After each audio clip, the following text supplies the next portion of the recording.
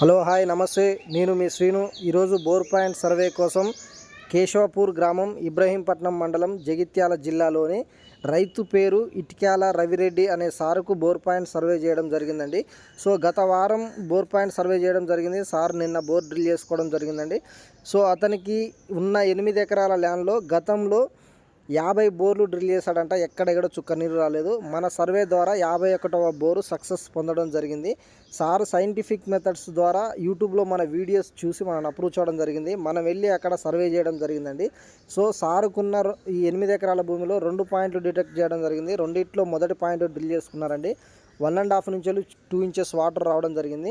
So రెండో point కింద drill చేసుకున్నారండి. రెండో పాయింట్లో వాటర్ కెనాల్ పక్కన ఉన్నదండి. అది ఆబ్జెక్షన్ చేయడం వల్ల ఆ బోర్ వాటర్ పడ్డ తర్వాతకి close చేయించారండి.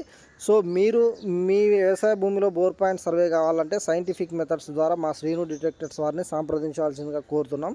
Thank you so much.